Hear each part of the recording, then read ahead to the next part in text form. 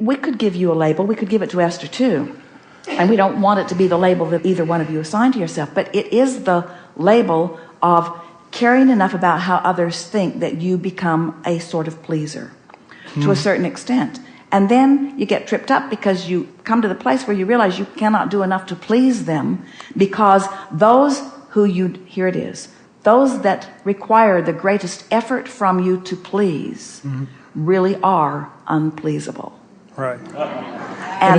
And what they teach you is tending to your own grid and letting them fill in as law of attraction brings them to you. Right. And that's something I pulled out of the racing experience, because it's, you know, it's there are great things about it, but it led me to you.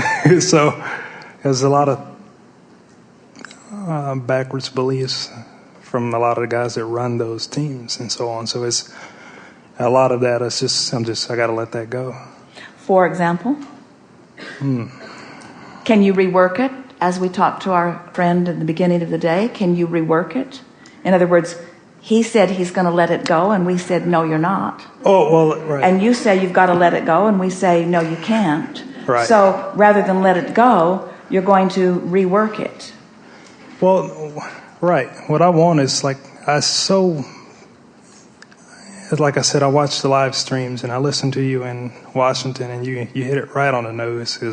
As you said, Esther has experiences where something will happen, and it's like, God, I've been doing this too long to not be better at this than I am. Like, why should I know from listening to you for the last 7 years the natural laws of the universe, and I know how consistent they are. Especially the experience seeing Esther the other day is obviously validation that I know what I'm doing.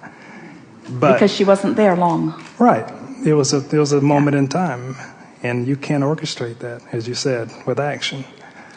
So that experience lets me know that I know what I'm doing, and then you go back and you have what do you want to call it? It's like you go... What do you want to call it? A contrasting moment? A catalytic moment? It's like a relapse. It's like I'll leave it, you know... But call it what it really is.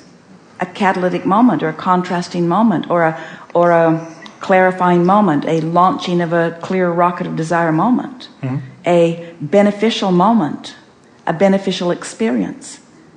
How is someone like you going to come to the place of clear wanting that you are achieving if it isn't for experiences that focus it into being? And isn't the whole experience part of the process of that? It is.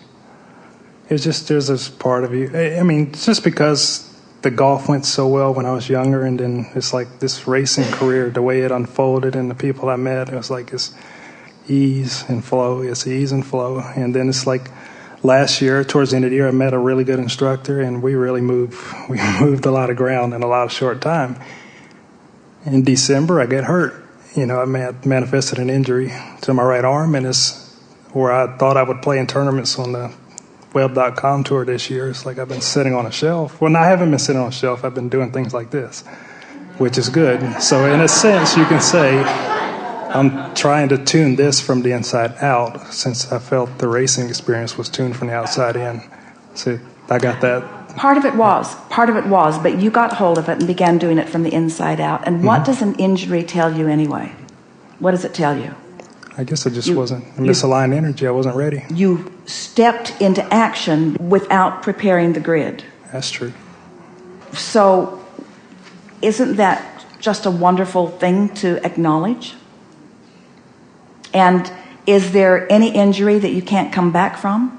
Stronger than you were before? Now. Right. No. And so the injury, irrelevant but meaningful, irrelevant but positive. Right. So in what context are you now talking about it? I think it bought me time to do what I'm doing right now. Well, you think that now because that's the light we shined on it. Right. Right. You're right. But a moment ago, you were looking at it as something that should not have happened. Right. It's like the gentleman touched on it earlier. It's like I lost a year. You know, I could have been playing golf this year. And playing in tournaments, it's like all right, season starts again April next year. So, well, what we notice about things like that is that, and you already acknowledged that there is advantage to it because you're doing other things. Mm-hmm. But if you can acknowledge, come to understand, accept, and then practice the knowing of it, that there is never a step backwards. There is no regression. There is never a step backwards. There is never a step backwards. It's all motion forward.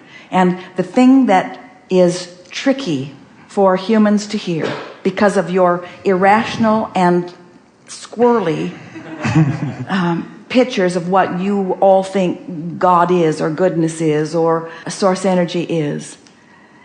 It's hard for any of you to accept, but you must, that sometimes on the way to something that you really want, you will take a detour into something less wanted in order to clarify what is wanted. That makes sense. The best way we ever said it is sometimes on your way to something really good, you go through a neighborhood you're not all that happy being in. Right. But it's all part of the clarifying process, and without it, you wouldn't be Makes who you you more are. sure of what you want. And you discover that in hindsight all the time. But when you have the ability to have the foresight of that, that's when all moments are good, no matter what. Right. Okay, so just to retouch on what you just said, as you say, so let's say we leave this, we're all going to be really feeling good when we leave here on Wednesday. And so you go back home and you feel like, well, man, and something happens. You didn't go backwards. It's just, that was contrasting from the new place. Like it won't mean anything went backwards. What you say is, I was in an arena with focused energy, and Abraham held me on the mark, because every time I began to deviate, they interrupted me and got right in there and called my attention and brought me back into alignment with who I am. Right. So I've had the benefit, the temporary benefit of feeling what consistent alignment brings, and I'll reap the benefit of it over the next months, for sure. But I also now am going to feel the contrast of what that constant alignment feels like and what it feels like when I slip from it. Right. In other words, you all, frankly, are more likely to be in alignment with who you are under these conditions because we are holding the room. We know who you are. When you begin to deviate, we bring it back around. We don't let you get too far away from it without appealing to your logic and reminding you of the laws as you know them to be. But you don't need us to do that. Right. If how you feel in this moment matters more than anything. Okay. So when you reach for the best feeling thought you can find in the moment, not the best feeling thought you've ever found, that was really a high moment. When you floated across the lobby, your feet were not on the floor. They were. And so as you floated across the lobby, that was a very high-flying moment because it was a confirming moment of something that, and those confirming moments your day will be filled with those confirming moments. Right, they are. And it was on the terms that I said it was. I mean, it was only one other guy in the lobby, so it's like if I wanted to say hi to Esther, I could have. Did, vibrationally. I did, and I felt that. Oh, real quick,